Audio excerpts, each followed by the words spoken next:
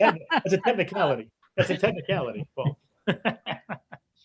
Oh, Lord. Okay. We're good.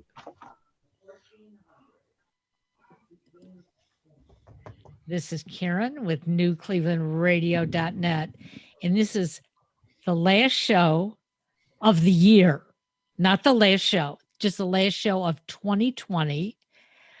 And it's time for What in the World with Paul Seaburn. Oh, yeah, that's your name. That's, yeah. 2020. I almost forgot. You know how this year is. We want to forget the year. We want to forget everything. We want to click reset, erase the board, start over again. So, but you're here at What in the World because you want to laugh for one more time in 2020, and that's our goal to share with you some strange, funny stories that are real news. Sometimes strange, always funny. Our good buddy John DiNallo is here. John, hi. Hi, Paul. Hi, Karen. Good to be back. John is here with What in the World of Sports and color commentary on all the strange stories I'll be talking about. Karen is here because she's the newclevelandradio.net media mogul. That's me. That's right. She has tons and tons of podcasts that cover the gamut. Go visit her, newclevelandradio.net. You can find out how to download us. You can find out how to download all of her podcasts or listen to them live. Listen to them free on We don't charge. No. So all the more reason to listen. And for us, you can see us on YouTube as well. So hello to everybody who's watching us live. Steeler Girl, if you're there, the big game is this weekend. We were just talking about that a second ago. So I understand that not all the best players will be playing. So doesn't matter. We'll win anyways, right? So, oh no, I don't want to jinx them. May the best team win. There you go. That's right. May the best team win. She'll rub it in anyways, either way. So, let's see. So, yes, you're right. This is the last show of 2020. We have some great stories here from around the world, as always. From let's see, from Brazil.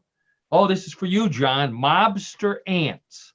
Not the uncle ant kind, but actual insects. So I'm going to need your help on that. Okay, good. Let's see. Zombie flies from Denmark. An interesting guy. This is for, we were just talking about medical issues before the show.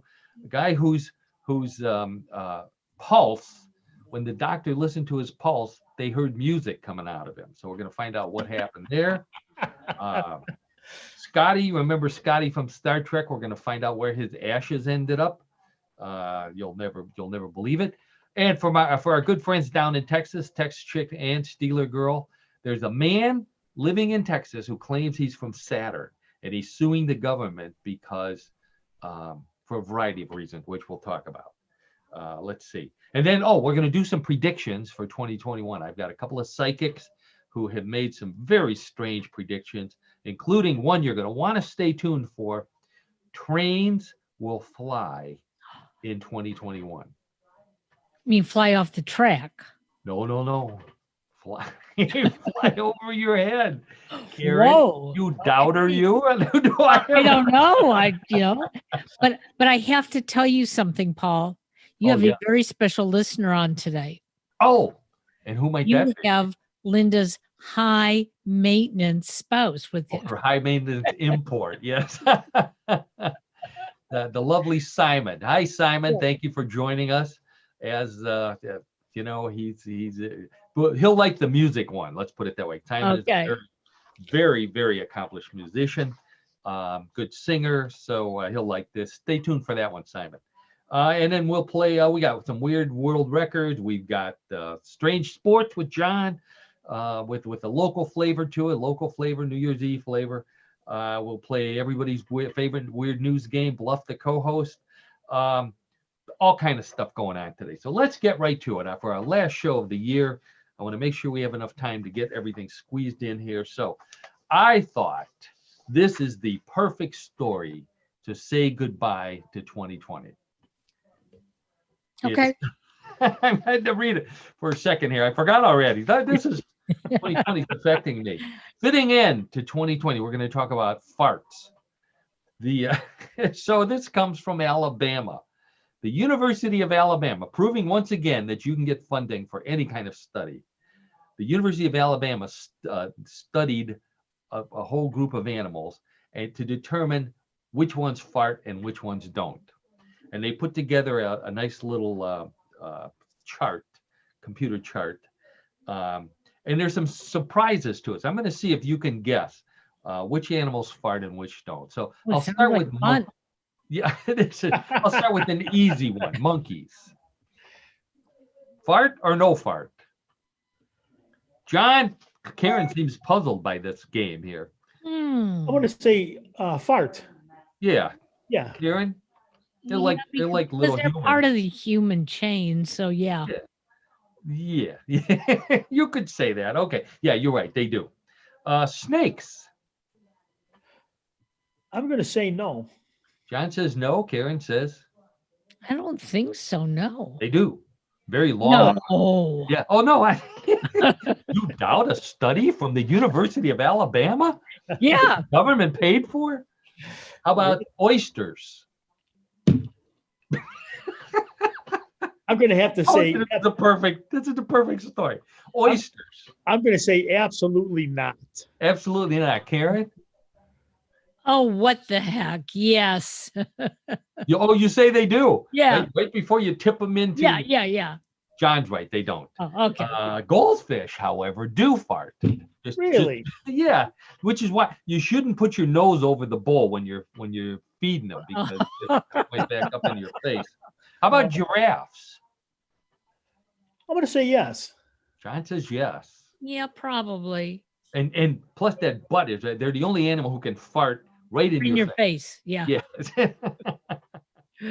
How about this one? Termites. One you probably didn't think of. Termites. I'm going to say yes. I'm going to say yes. On termite. John says yes. A wild guess. I have no idea. Simon, help me. He doesn't want to know about termites. I don't think that's one of the problems that Simon is dealing with right now. Oh, okay. Termites fart a huge amount of farts, believe it or not. Must be the wood pulp. Frogs. How about frogs? They croak. They hop. I'm going to say yes. I'm going to say Well, that yes. hopping forces the farts out. No, you don't No. think so, Karen? No. Some farts, some fart. Some frogs fart, some don't. Oh, So Okay. you're both yeah, right. right. How about millipedes? Okay, if termites fart, how about millipedes? You know millipedes. Yeah. I'm going to say no. No. This is too much for my brain at the end of the year. Millipedes are one of the most farting insects in the world. Believe it or No, not. really. The hardest part is deciding which leg to lift up before they fart. Yeah. Oh, gosh. Okay, birds Oh, yeah. flapping away. Yeah. I would say yes. Yeah. Flap.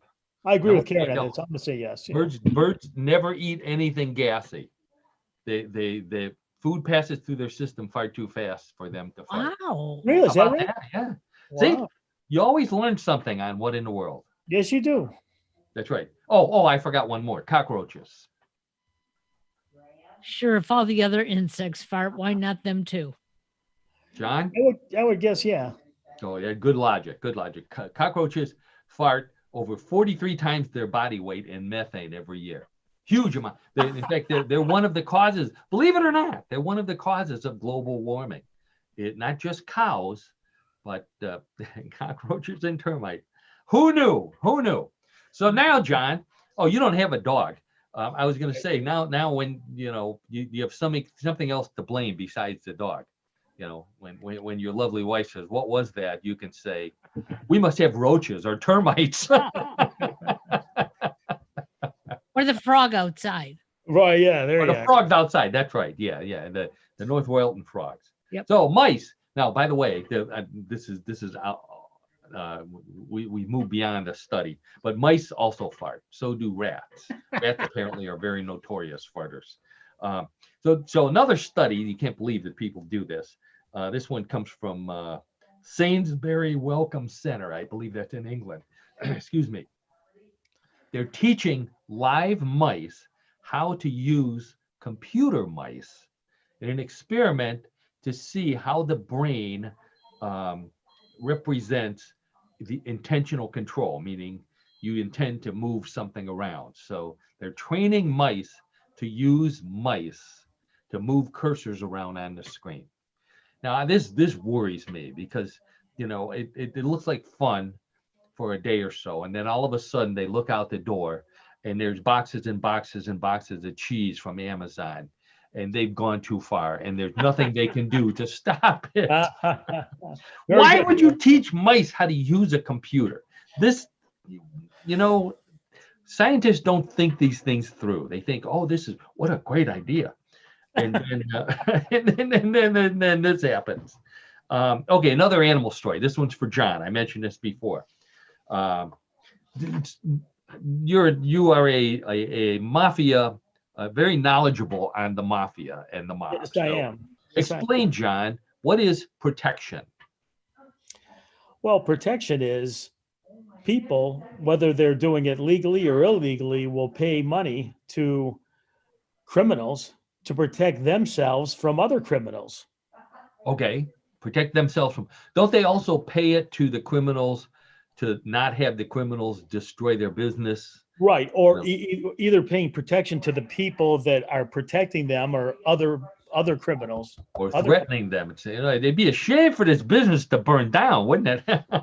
You hear those classic lines all the time in those movies. There you go. Well, believe it or not, John and Karen, protection occurs in the insect world. So this is the case of Nature Meets the Mob from Brazil. They were studying caterpillars. Okay, and what these caterpillars do is they crawl across the leaves of plants to get to the ones that they like, because they can't fly yet because they're not butterflies.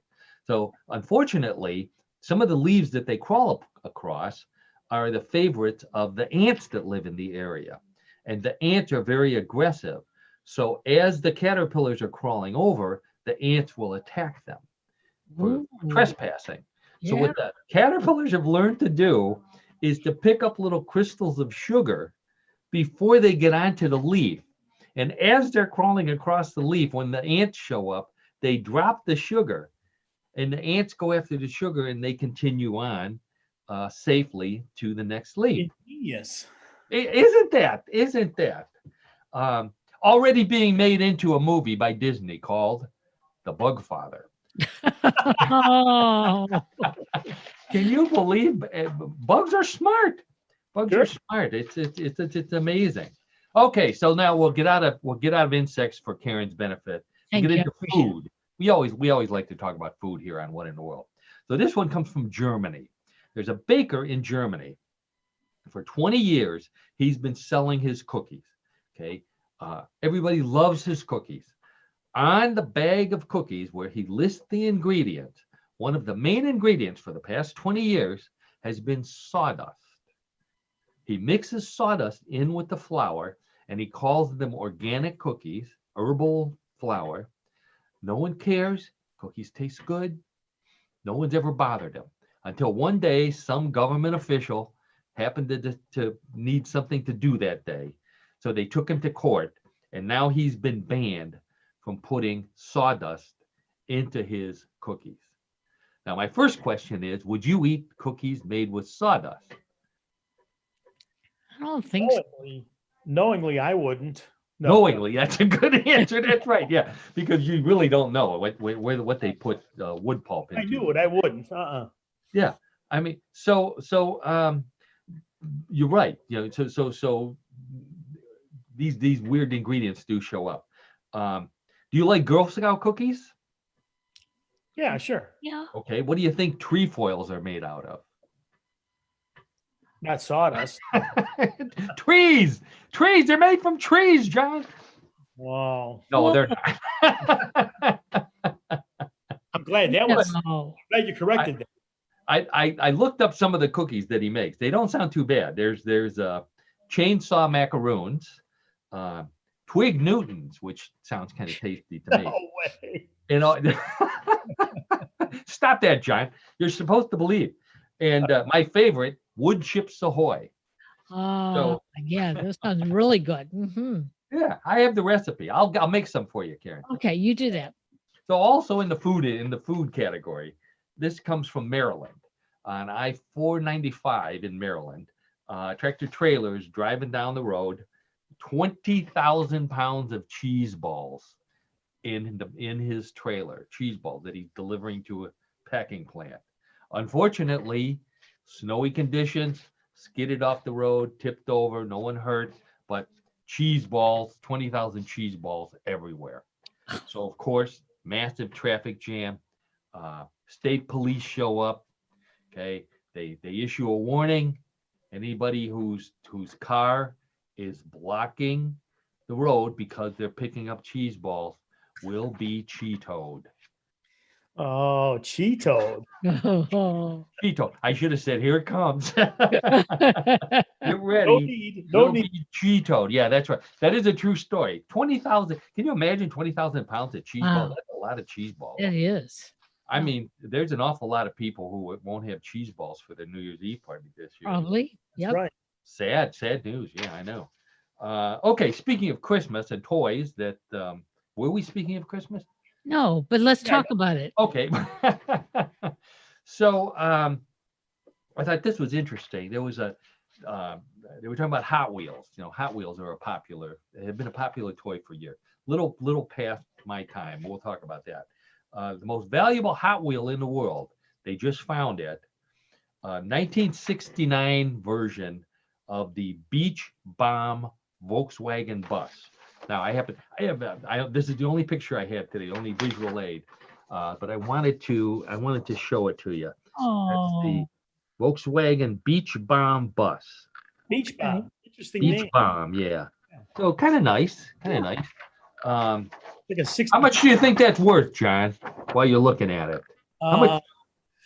The toy or the actual vehicle? No, the piece of paper, John. Of course, the toy.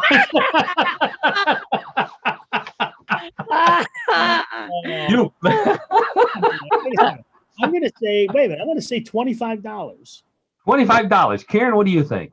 Oh, it's got to be a couple $100. Couple $100. Yes.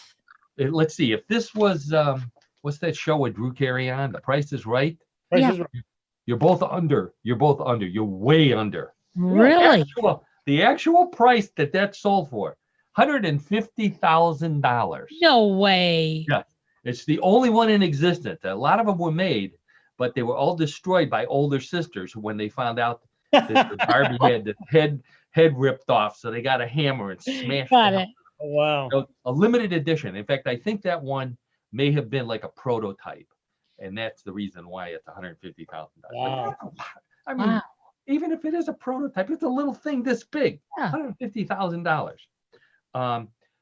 As I mentioned, it's before my time. I never played with Hot Wheels or any of that kind of stuff. John, I don't think. No, me either. No, Probably it didn't. definitely was not in our era, not in our time frame. No. Yeah, Hot Wheels themselves came out in 1968, so Okay. that was already beyond our toy time. Mattel made them, but they were brought out to compete with the Matchbox toys. Now I do remember Matchbox. Yes. Matchbox were little metal. Hot Wheels were plastic. Matchbox Right. were metal. They were Exactly smaller. right. And I didn't know this. They came out in 1953. They were originally from England, and they were a very popular toy, cast iron, die They were cast. heavy. They were heavy. Very heavy, yes. Yeah. Very heavy. And also very slow. You didn't run them down a track. They were No. very slow and very detailed. There were some that had working steering wheels that if you could get like a toothpick, I guess, I don't think your fingers could reach in there. You could turn the wheel and the little wheels on the bottom would actually turn. Really cool things, very collectible. Yeah. So Hot Wheels to compete came out in 1968 with the plastic ones with its new style plastic wheels that allowed them to go extremely fast. And that pretty much gave them the racing business. And Matchbox stuck around for the collectibles. Then eventually Mattel bought Matchbox and convinced adults that these things were worth a lot of money. This one in particular, $150,000. Yeah, really. Yeah, so now they're more collectible. There's more adults collecting them than there are kids playing with them. Now, John, you'll remember we did not use Matchbox cars or the other kind, Hot Wheels, Hot Wheels. but we had slot cars. Yes, we If you did. wanted to race little cars, you went to a slot car racing emporium, and I believe there was one in your neighborhood on There was Ridge one. Road. Yeah, well, there was one, Paul. It was really near James Bookstore. Okay, which Oh, was was that in James Bookstore? no, not at James, but it was near James Bookstore, which is a famous bookstore on Near Ridge James Road. Bookstore. That's right. Yeah, famous But there was books. also, Yeah, but we use the term books loosely. but Let's say it was a rite of passage to go to James it was a right of Bookstore. actually the grade school I was at, the Catholic grade school I was at, we were not permitted to go into James. Right down the Book. street. Oh, I thought you had to cross the street. You weren't even allowed to walk in front and peek in the window. In front of it. But there was also a race car emporium near Pearl and Ridge Road. Pearl, yeah, that's the one I'm closer to- thinking. of. closer to Yeah, my that was house. a big one. Yeah, yeah. And Yeah, so I those cars were invented like in 1912 by Lionel, wow, okay, the sure, train people. And the original ones ran on the same train tracks. But right. they fit in between on that little third rail, so to speak, that was Mm-hmm. in the middle. And it wasn't until after World War II that they came out with special cars and special tracks with one little thing hanging down that connected to the electricity. Also, an interesting fact that I never knew, that during World War II, they made little cars with little internal combustion engines powered by a tiny little bit of gasoline. Really? Yeah, and started with a tiny little battery. And they were so hard to work on that only adults could do them, really engineers. They were more of a toy for engineers. And then once slot cars came out, that was the end of them. So, Yeah. oh yeah, that was a big thing. Now that was That was very big. too far for me to go, but I mean too far to go to that Pearl and Ridge place. So anyway, so we're all of the age that all we do is go to the doctor. So that's what this story is about. The next story, this guy, this is in the New England Journal of Medicine. Okay, so this is a big story. New England Journal of Medicine. They protected the guy's identity. So strange report, man goes to the emergency room, elevated pulse. So they put him on a machine that reads his pulse, an ultrasound. It's called a Doppler ultrasound machine that reads your pulse through your feet. And they're listening and they hear his pulse, and all of a sudden they start picking up music. And they can't figure out why they're picking up music. So they checked all the other equipment in the room. It's not picking it up from getting interference. They finally determined that he had a artificial hip, and somehow the metal in the artificial hip was interacting with the Doppler pulse reading machine, so that they could all hear this music playing. So the guy actually thought it was cool. You know, he didn't think that there was anything wrong with it. And then he wanted to change the channel, and they said, "Well, you have to pull your pants down to change the channel." There's always a catch. There's always a catch. Yeah. Other than that, it was a great feature. You know, a nice thing to talk about on a date. You want to hear some music? Wait, let me pull my pants down. So to speak. Boy, dude, it's a good thing this is our last show. We're on to 2021. Yes, we are. Thank goodness. Okay, so here's a couple of outer space stories. We always like to go to outer space. So this guy, Richard Garriott, he was one of those people that paid like millions of dollars to fly to the International Space Station. You know, there were like a dozen or so billionaires who trained and actually flew up there and flew back on one of the Russian ships. So in 2008, he didn't tell anybody this until just last week, that he hid a tiny vial of ashes from James Doohan, who played Montgomery Scotty Scott on the Star Trek series and the original and in the movies.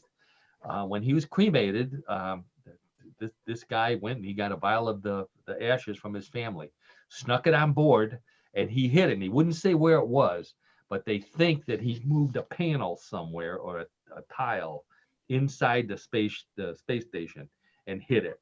So Scotty, they estimate that Scotty's ashes have traveled 1.7 billion miles since he took it up there in 2008 and Wow. circled the Earth 70,000 times, many more times than I'm sure the Enterprise did. Wow. So not to be outdone, what's his name? Captain Kirk, William Shatner, him and his ego. Yeah. He doesn't want his ashes taken up there. What he wants a piece of the space station ripped off and brought back to Earth and buried with him, because it would be an honor for the space station to be buried in Captain Kirk's tomb. Oh my gosh. Not true, John. I made up that last part. I'm getting you ready for Bluff the co-host. So speaking of space, this one goes down to Texas, of all places. This guy's name is Rickia Collins. He filed a lawsuit against the U.S. government in the Eastern District of Texas, claiming that he's from the planet Saturn. He's being held against his will on Earth by the U.S. government. He's a victim of employment discrimination.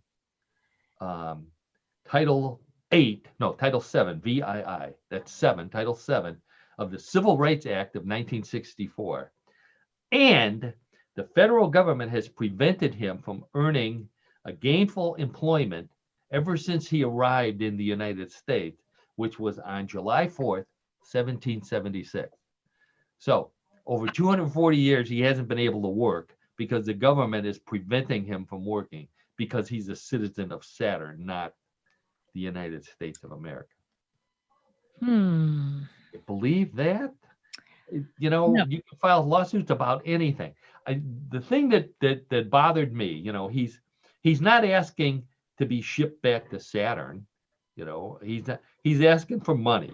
He's even willing to settle just for a pandemic check. I'll take the $600. Just give me something. But that's it. See, he's filed a legitimate lawsuit. Pages. I was reading through it. I was going to show a picture, but it's pages and pages of nonsense. But wait a minute. So this guy claims that he came to the States in 1776. Yes. So how old is he? But you got to do the math for me, John. He's at least 240 years old. I know. 240 years old. Yeah. And let me. Okay. That's ridiculous. How's he going to prove that he's from Saturn? How does he prove he's from Saturn? He just says, "I'm from He's got Saturn." a fake ID. How do you prove? Wait a second. How do you prove that you're from North Royalton? Well, that's a good question, Karen. That's a good question. Yeah, I mean, I do have a birth certificate. I have a birth certificate saying I was born in Ohio. So that narrows it down. Yeah. But that's where I live, though. Driver's license. Don't have a tattoo on your butt that says "Proud to be a North Royaltonian." I do that. Tramp stamp, yeah, a North Royalton tramp stamp. Yeah. So my question, those are all good questions. My question is, what kind of job would a person from Saturn be good at?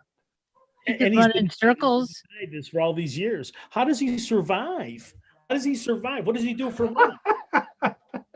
John, you really believe I did far more research? Paul, I was just hoping. How does he survive? Let's see. Oh, because the atmosphere is different and the gravity is different. Is that? Well, not. But what does he do for like a financial support? That's okay. Back to the job issue. Karen, what did you say? What? I said he could run in circles. He could run in circles. There, now you're on the right track. There you go. I said at least until like maybe a decade ago, he could be a Saturn mechanic, but then they on the Saturn plane. But along the same lines, Karen, he could work for a jeweler polishing rings. Okay. Yeah. Or that is a possibility also. Hey, Paul, let us know what happens on this guy. Oh, I'll do that. Wait a minute. Let me find a pen and write that down. Our final show next year. I think our final show next year. Yeah, there you go. Oh, good idea. Good idea. Here's the year later on our person. Well, when I get to the part about the psychics, maybe we can ask one of the psychics. One last question. What is his name? Okay, all right. We beat the heck out of this one here. Let's move on. So in 2008, I don't know if you remember this, 2009, there was this phenomenon called the balloon boy. Yeah, I You remember that guy. Yep. Remember that? Yeah. There was a kid, this couple claimed that their 60-year-old son somehow got into this giant balloon shaped like a UFO, a flying saucer, and in Colorado, Fort Collins, and got picked up into the air and was flying over God knows where. It was on all the cable networks. It was like OJ and the Bronco. They had Coast Guard helicopters following them. They had our National Guard. They had the Denver airport. I do remember the Denver airport was closed so that no flights would interfere with it. So it was a huge thing, only to find out, and then it landed, and they go rushing in, and there's no little boy on it. So they, oh God, what happened to him? Maybe the aliens got him. Turns out, no, he was hiding in the attic of his parents' house. So they got, the father got 90 days for, faking the government. The mother got 20 days. They got 4 years on probation. They got a fine, and they were both charged with felonies. So that was 2009. This is the year of the pardon. So Colorado Governor Jared Polis pardoned both of them. So they no longer, so they no longer have felonies. They're still the parent of the balloon boy, and everybody remembers them for that, but they're not felons anymore. So and they're not allowed to buy balloons, those metallic balloons. They're still not allowed to buy those. Sometimes justice. We don't care what birthday it is. No, sometimes justice is blind. That's all I have. There you go. That's right. One more animal story. So octopuses. I don't know if octopuses fart or not. I do know something else that they do. They punch. Turns out, they have those big heads. They're supposed to have big brains. These researchers are watching them, and all of a sudden, some fish come up, and the octopus punches them with one of the 8 arms. They've never seen this before. I can't believe that. They've never seen this. So they look for more octopuses, and sure enough, octopuses punch fish. They do it for 2 reasons. This is from the study: to prevent exploitation and ensure collaboration between octopuses and fish, I guess. But other times they do it just to be nasty. They can't find any reason. They just fling an arm at them and knock them out. Give a mean streak in them, Paul. Give a mean streak. That's right, John. So sure enough, John, this is for you. Mike Tyson has already challenged an octopus. He's going to come out of retirement one more time and do a fight in an aquarium, full scuba gear, and he's going to teach those damn octopuses a lesson and bite one of their ears off while he's at it. Tell you what, man. Okay, so one more out of the galaxy. This is from. No, I'm not going to do this one. It's not that funny anyway. Let's do some predictions. I want to get to the predictions. So, I don't have this one yet because Karen, you remember we used to do the psychic, the asparagus. Yes. She throws asparagus in the air. She usually comes out with her predictions after the first of the year, so you have to wait for those. But the big psychics are Nostradamus and Baba Vanga. And I know I've talked about Baba Vanga. That's the Bulgarian woman. And so we're gonna find out what she predicted. Both of them are deceased, by the way. And then Baba Vanga's replacement has done some predictions. I'm gonna give you a couple of those. I don't do predictions. I don't try to predict the future. I flip a coin, and 50% of the time it goes into a sewer and I lose it. So, so don't ask me to predict anything. I predicted the Browns were going to win on Sunday. So just there you have it. Be out of it. Yeah, get your magic 8-ball and ask that. Don't ask me. Get some fortune cookie. Don't ask me. So Baba Vanga is from Bulgaria. So she died in 1995, and she was famous. She was a blind mystic and spoke very little. So she had to have a staff of people listening closely. What did you say? And then writing it down. And she used to get visited by world leaders. So very, very famous psychic. So she left predictions for every year up to the year like 5,000. So they all written down in a book. They wait every year. They open it up and read what she says. So for 2021, she said she didn't have anything to say about the virus. but she said cancer will be cured in 2021. So I thought that would be interesting. She said the day will come when cancer will get tied with iron chains.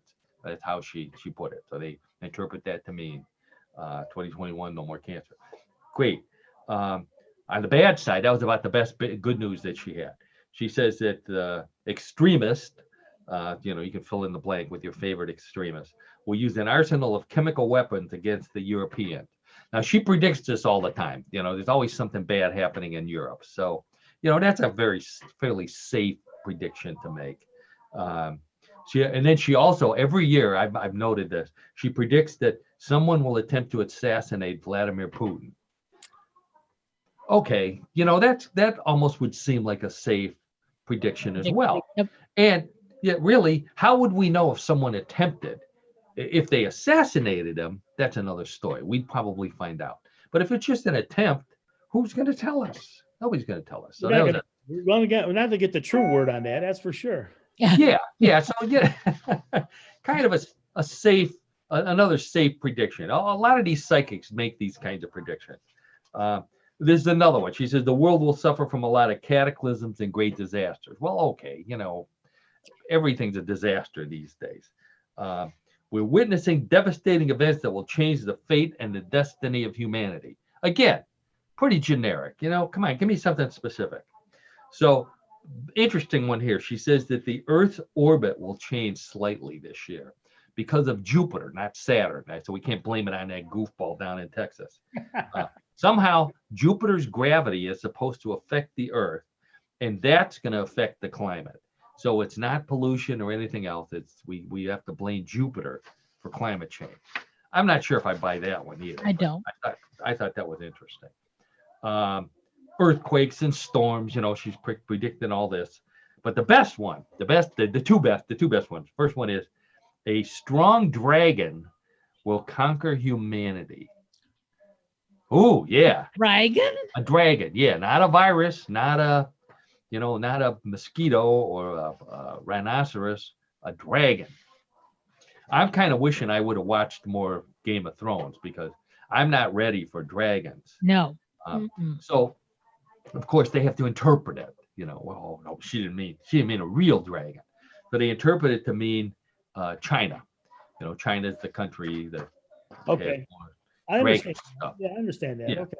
So they're saying that China will come out on top in 2021. And she says the three giants will unite. People will have red money, and you will see the numbers 100, 5, and many zeros. So they interpret this whole thing. The giant is China. The three giants are China, Russia, and India. So supposedly they're going to get together and do something. And the red money and the numbers, the 100 yuan, which is a currency in China, and the 500 ruble bill, 5,000 ruble bill, they're both red. 5,000 has 3 zeros. Ooh. So they put all that together and they said, well, there it is right there. It's going to be Russia and China and India, and they're going to take over the international currency market. Okay, John, when we get back together at the end of 2021, I'll check up and see if that one happens. This would be a good follow-up to the Saturn story, Paul. Very good. You go. There you go.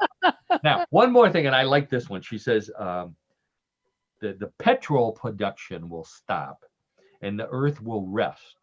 So oil production will stop and that will reduce pollution and the earth will be able to rest. But replacing petrol, trains will fly by using sunlight. So not just flying trains, Karen, but solar powered flying trains in 2021. Now that's worth sticking around to see. Absolutely. Wear your mask just so you can see flying trains in 2021. Wow. Courtesy of Baba Vanga. I'm just so unimpressed. Well, take all that with a grain of Bulgarian salt. So one thing she did predict was that her replacement would show up in 2021, and sure enough, she did.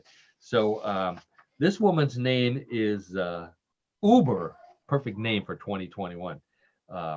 Katie Uber. She was born in southern France, and Baba Vanga said my replacement will come from France. She was when she was born in 2003. At a very early age, she started predicting deaths in the family and accidents. So everybody's saying, "Oh, you know, she might be psychic."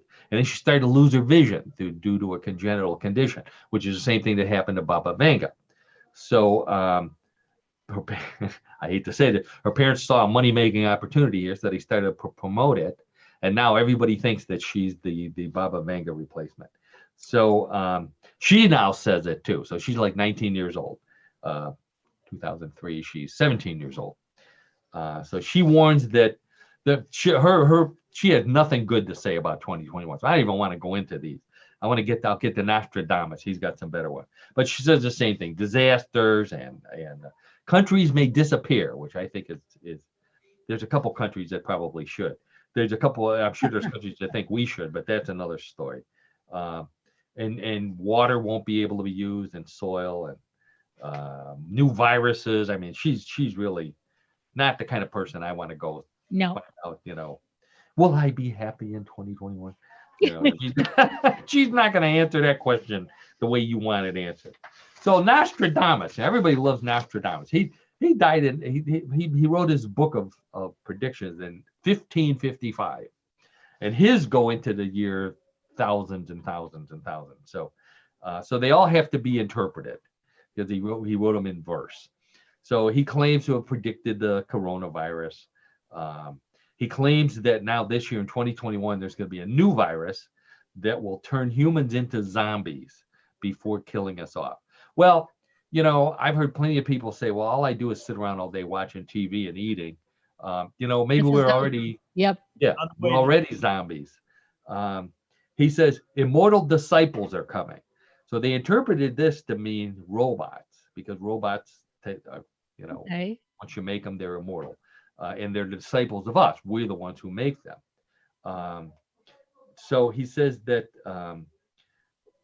to fight, but the robots are going to rise up against us. And to fight the robots, he said that there's going to be a newly made one. And they interpreted that to mean these soldiers that are getting chips implanted in their brain. This is China, they're doing this, and now France.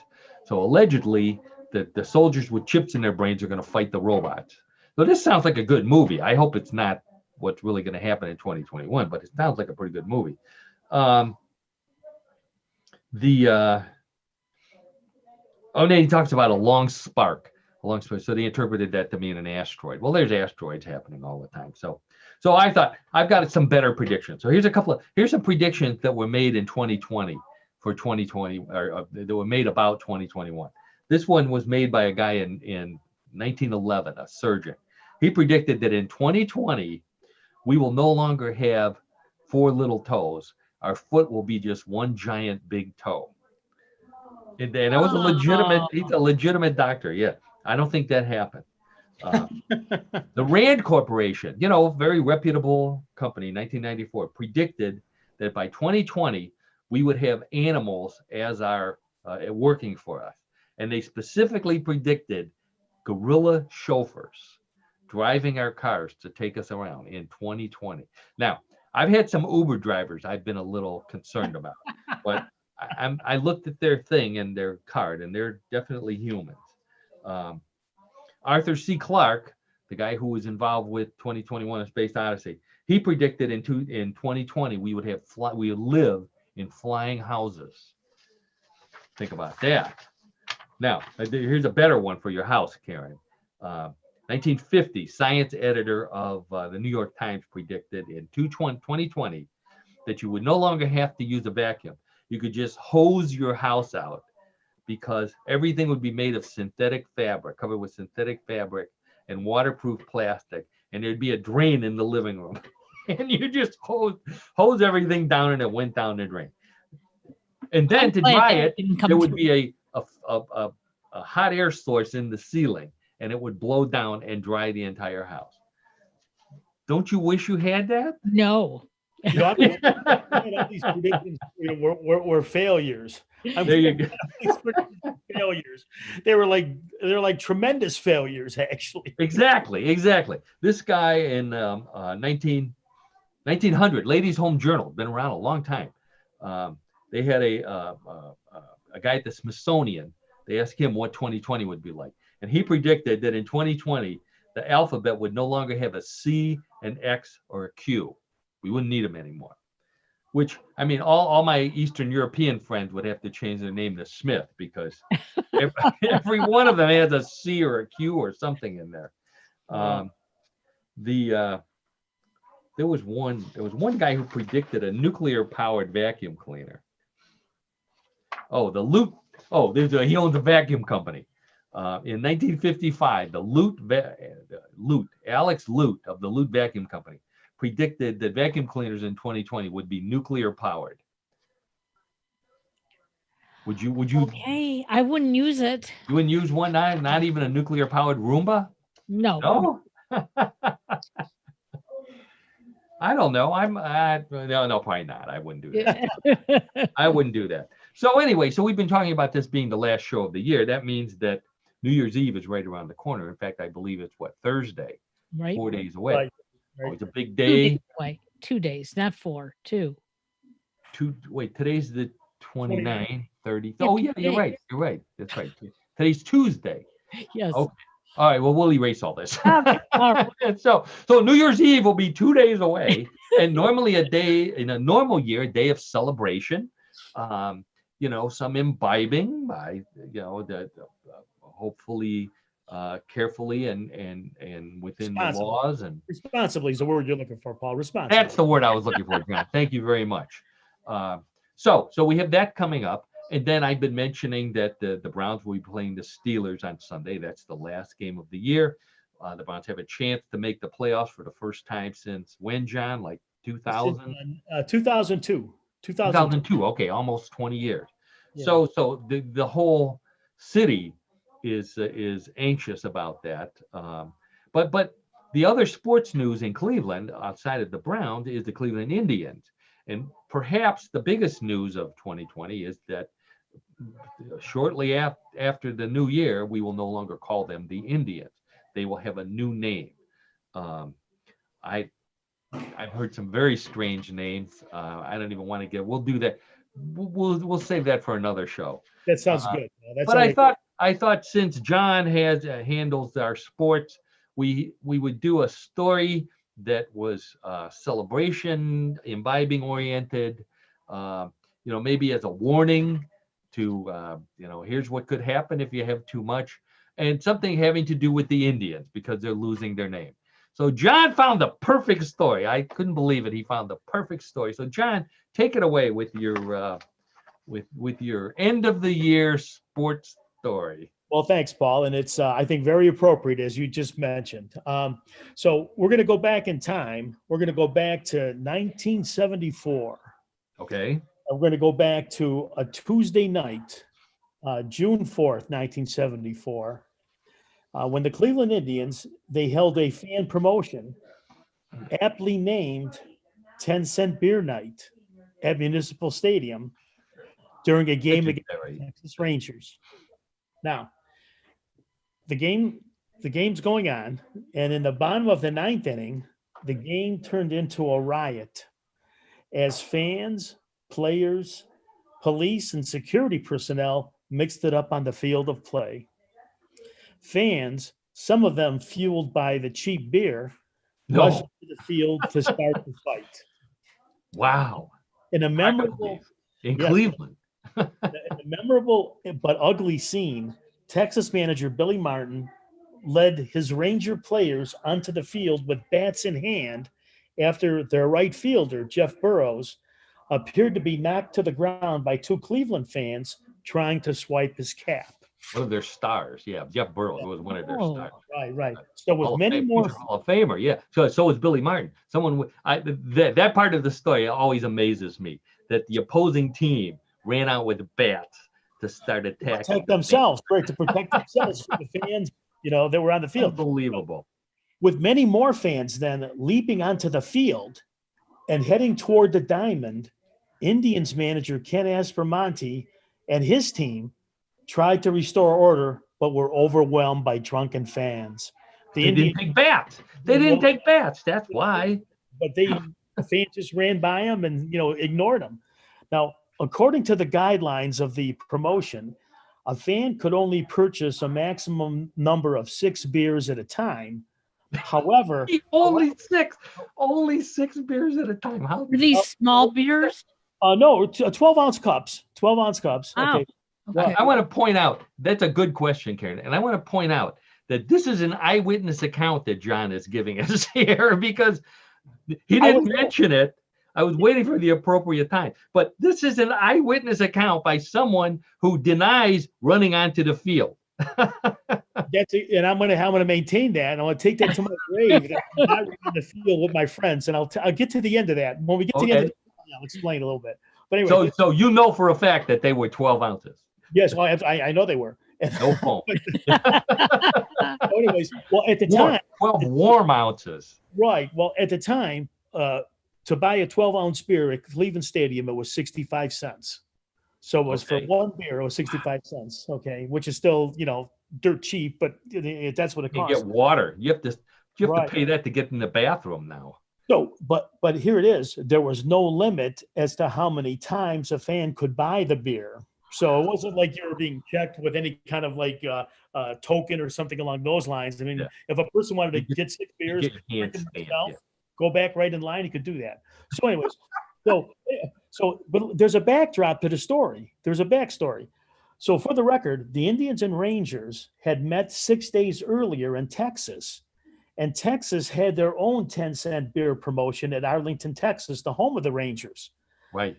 Tensions ran high during that series in Texas as the players, they brawled on the field during the games.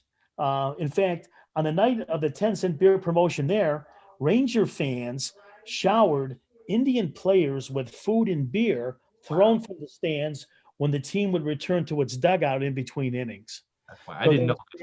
There's Weird. between the two teams as it was. Now, after the game, Martin quipped, the game in Cleveland, This is the best part. Yeah. quipped that he was not concerned about retaliation when the Rangers would come to Cleveland because, as he said, quote, they don't have enough fans to worry about, unquote. Whoa. Well, 1974, there was No, the Indians would average decades when nobody went to the game. You They could would hear an echo right. in the stadium when you went there, when you cheered. They would average 6,000 to 7,000 fans a game. Are you serious? that. Wow. Okay, so Pete Franklin, the ever popular Cleveland radio host, he spent the next week rallying Tribe fans against the Rangers. Oh, And so he was stirring up the everybody listened emotions, to Pete Franklin. getting people all geared up, when the Rangers would come in. So anyway, in 1974, the fad of streaking was across the country. I mean, there were people that were at the school that Paul and I went to that would streak on campus. There were people that would be streaking down. Not me. Not either. John. No. Right. Neither Paul nor I did that. But there were streakers anywhere, anytime. So it was not really out of the question. But during the game, streakers and flashers, they were on the field. They were running on the field during the game. And in the 3rd and 6th innings, flashers and streakers were escorted out by the police. The police caught some of them, and in those 2 innings, took people out. Where did they grab them? No, don't answer that. Where'd they handcuff them? Don't answer that. Don't answer. That's amazing to me. But- and the game still went on. The The game is still being played. And the umpire crew chief, Nestor Shilak, he tried to maintain order, but again, he was unable to. The fans just kept going on. So he should have went and got 6 beers. here's one of my personal accounts from that night. So I'm in the with my neighborhood friends. We're sitting in the bleachers, which are the cheap seats, okay, in the stadium. Oh yeah. What did you pay? You probably paid less than a beer. Oh yeah, it was a Tuesday night. We have nothing better to do, right? Tuesday night in the bleachers. Oh, hot times. Amazingly, in the later innings of the game, people started to sit on the outfield fence, and they were technically in the field of play because there's an outfield fence in Cleveland Municipal Stadium that would separate the lower stands and the bleachers from the field of play. Okay. Yeah, right. People were literally sitting. They were sitting on the fence. The umpires couldn't get them off. The police couldn't get them off. They were just sitting there. And then what they started to do was they started to rock it back and forth. Oh no. They rocked the fence back and forth. And Unbelievable. we're watching this like it's amazing. We're thinking, how come we're not on that? But anyway, we were just sitting there. The fence collapses. Okay. The fence collapses completely. And it's like something out of a movie where you see all these people just streaming onto the field. And that happened at the same time that those fans were taking the Rangers outfielders, cap or whatever. Yeah. And so it all took off from there. So anyway, again, 12 fans were arrested. Only 12. That's amazing. Only 12. As nearly 24 additional police cars responded to the stadium. The Indian security force of 50 was way outnumbered by more than 25,000 fans. They had 25,000 fans show up. Wow. And they had, and so again, they had access to the 10-cent beer cups, and they went mostly and checked throughout the night. So unfortunately for the Indians, the game did result in a forfeit, and the Rangers won by a score of 9-0. 9-0. Whoa. Unbelievable. It was unbelievable. So the moral of the story is, if your drink costs 10 cents, go home. Don't take advantage of it. They have too much. Find that, but well, if you remember that story, then the following evening made it to the Johnny Carson show, and and that's when it really had taken off. The world heard about it. Right, the world heard about it because it was. And they opened the show. I remember there was a riot in Cleveland last night, at the Indians game, and they showed some footage and what have you, and so the rest is history. But it's just an amazing night, just amazing. Wow. It's funny that you bring up Johnny Carson because a lot of stories like that, the world didn't know about until Johnny Carson did a joke the following night. And another Cleveland one was when the mayor of Cleveland set his hair on fire. Ralph Perk. Ralph Perk blowing out his birthday candle. We could do a series of podcasts on nothing but dumb Cleveland stories. Yes, we could. In fact, John, I know we talked about this a long time ago. You could do a podcast just on Cleveland Mafia stories because the Cleveland Mafia has a rich history. Well, yeah, in the 1970s, Cleveland became the bombing capital of the world, the criminal world, where mobsters, Teamsters, union leaders were actually killed. And that's also a way that Danny Green, who was one of Cleveland's most famous mobsters, was killed, by a car bomb. Well, that'll be for a show in sometime in 2021. Well, speaking of bombs, thank you, John. That was terrific. That was a lot of fun. It was a perfect sports story to end. It's fun to do. And a good lesson. Drink responsibly on New Year's Eve. Better yet, stay home. Absolutely. Stay home and watch more podcasts. And in fact, go back to some of our old podcasts and play Bluff the Co-host because there were some great stories and some great challenges. And that's what we're going to do right now. I've got 3 stories that very similar to the ones that we've been telling all afternoon. The difference is that some of these may not be true. They are bluffs. And it's up to Karen and John to determine if what the story that I'm telling is real or a bluff. So you ready, John and Karen? Hands on the buzzer. Absolutely. Story number 1. South Dakota is one of those states that no one seems to visit. So when they get someone famous, South Dakota residents make the most of it. That was the case right before the coronavirus shutdown, when a farmer in northern South Dakota was plowing his fields and a bus pulled up. A man got out and asked him for directions to an arena hall in Pierre, the capital. The man was none other than the singer Meatloaf, who was on his way to a concert in Pierre. Believe it or not, the farmer knew this because he was a huge Meatloaf fan from the Bat Out of Hell stage. In return for directions, good directions, by the way, Mr. Loaf gave the farmer 4 front row tickets to the concert that night. The farmer was so excited about the meeting and the concert, he decided to commemorate the event by putting up a huge roadside stand, letting everyone know that Meatloaf stopped here for directions. Once the pandemic is over, he hopes it will become a tourist attraction in an area that certainly needs one. So, the man who put up a sign commemorating Meatloaf stopping to get directions in the heart of South Dakota. Dakota, that's the way they say it. Courtesy of friends of mine who have lived in South Dakota. Once you're around them, you talk like that. Just So, what do you think, Karen? Real or bluff? You know, I think it's real. I think it's real. Meatloaf, by the way, has a Cleveland connection. That album with Bad Out of Hell on it was recorded in Cleveland, Ohio. Oh, No one really? else would give him a recording contract. And if I think long enough, I'll remember the name. Popovich, Steve Popovich. Yes, Steve Popovich. Okay. Yes. Yeah. This was and it made him famous as well. So Oh, okay, so wow. you say that's a real story. Yeah. Yes. John, how about you? I'm going to say it's real. I'm going to say it's Think it's real. Also. Have you ever been to South Dakota? I have not. I mean, they could use some tourist attractions. My parents Unfortunately, this were there isn't. on their honeymoon. I know when they drove out west, they drove the Black Hills of South Dakota. Yep. We still have right. a napkin holder that my parents picked up in 1952. My mom still has it in her house. Yeah, exactly. Wow. And speaking of Meatloaf, he was just on Access TV, the big interview with Dan Rather. Oh, my favorite show. I love that show. How did I miss Meatloaf? I can't believe it. And so we've completely forgotten about Bluff the co-host, haven't we? Because John, you're right. So you're completely ignoring that. just had to bring it up, though. I thought it was appropriate. But, Isn't that and a great show, by the way. And he's an interesting guy. Oh, he is. He is. I don't know what his name is, but Bob Loaf, something like that. Anyway, so though 2 wrong answers there. Let's get right to story number 2. Oh, you're right. We got him right.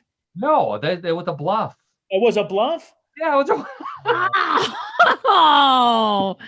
bluff. Why would Meatloaf go to South Dakota? He's a big star. He had a show in Pierre. Yeah. He plays Cleveland, you know. I don't know. Story number 2. Let's move on before there's things flung at the screen. There's no place in the world where spam, the meat, not the annoying emails, is more popular than in South Korea, where citizens eat more spam per person than in any other country. That isn't stopping a new startup in Seoul, which has announced a new meat-free spam, a product some might call redundant, but which the company hopes will be a hit among vegetarians and vegans who miss their favorite spiced ham in a can, hence the name. Spam lovers claim that the vegetarian spam tastes very close to the real thing, noting that it's too salty and too fatty, just the way they like their spam. However, purists complain that it's not quite the same experience because the meat-free spam is sold frozen in bags rather than in the familiar can with the familiar crank opener and the familiar plop sound it makes when you tip it over onto a plate. Bad news, vegan Americans, meat-free spam is only available in South Korea and parts of Asia. Okay, John, meat-free spam in South Korea, real or bluff? As you said, it seems like it's somehow redundant being meat-free. But no, I'm going to say it's true. I'm going to say it's a true story. John says it's true. Karen, what do you think? I'm going to say it's a bluff. Karen says it's a bluff. I didn't realize this was two food-oriented stories here. John, you're ahead 1-0. That was a real story. Whoa. It'll come to, if it's in South Korea, somebody will figure out how to get it to the United States. So That's right. you can look forward to meat-free spam. In the future. Yum. Maybe in 2021. All right, Karen. This is this is your chance to actually pull ahead because points. Okay. Story number 3. Okay, you ready, John? Hand on the buzzer. Another food-oriented one. A baker in New Mexico managed to turn a profit during the holiday season by selling the world's smallest Christmas cookies made using genuine hummingbird eggs from the thousands of tiny birds that migrate there during the winter. She used a standard cookie recipe with the ingredients scaled way down to match the size of the tiny eggs, and she only takes one from each nest so the birds still have one or more to sit on. She also reduces the baking time and ices each tiny cookie with an eyedropper. Customers say the cookies taste the same as those made with chicken eggs and find it hard not to gobble down a dozen at a time, which can fit on a tablespoon. The cookies come with a certificate of authentication that they're really made with hummingbird eggs, and the baker has permission from the local wildlife authorities to harvest them. Unfortunately, they're all gone for this year, so get your orders in early for 2021. Oh my God. Miniature Christmas cookies made from hummingbird eggs. Karen, real or bluff? I suppose she could make Hanukkah cookies too. So I guess you could, yeah. Although I don't know if a Okay. hummingbird is kosher or not. make Okay, so anyways, tiny latkes. yeah, you Oh. said they were really, really tiny, and she They had to are, cross yeah. them with a dropper. Yeah. I'm gonna say this is fake. Okay. So you say it's a bluff. Yeah, All right. John? I'm wrong. No, I agree with Karen. I think it's a bluff also because it's how tiny would they be? They're just, I don't know how small the hummingbird is. Yeah. Then how do you harvest it? I know. I'm saying it's way off. Way off. Bluff. Really? Even with a certificate of authentication? Yeah. Even with a certificate of authentication, which is a fake also. The certificate Which is an oxymoron, a fake certificate of authentication. It is an oxymoron. You're both right at the bluff. Very good, Karen. Okay. Okay. Very good, John. Great You note. had a comeback. John has a comeback after missing last week. He comes back to win Bluff the co-host. Yes, he Karen, did. you still got one right, so you Yes, got I did. something I did. to hang on to as you trudge into 2021. Looking forward to a new year of What in the World and all the other great podcasts on New Cleveland Radio. We're both on an uptick for 2021. Yes, we are. Absolutely. That's right. And I don't want to say that it can't get any worse, but it's going to get better. Yes, it will. Very good. Very good, Karen. Don't say it can't get any worse. So Uh, on that note, I think that that's an appropriate end to the 2020 series of What in the World. Thanks to everyone who's tuned in every week, who's tuning in for the first time, downloading us, watching live, watching in the future on YouTube. Thank you. Come back again in 2021 and check out all the other offerings that Karen has to offer. John, my old friend, we were supposed to be getting together tonight for a reunion, which because of the virus, we won't be doing that. So hope to see you live and in person next year, but otherwise we'll see you on the next What in the World podcast. Sounds great. Looking forward to it, folks. Everyone, Happy New Year. Happy New Year. Happy New Year to everybody. And happy retirement to Donna. The lovely Donna. That's right. Absolutely. Yeah, now the world knows. This is like Johnny Carson announcing it. That- What in the world? The whole world knows that the lovely Donna is retiring this week. So Well, I'm in big trouble. Well deserved. A well-earned Well retirement. deserved, right. Oh, very, very much so. have a great day, everybody.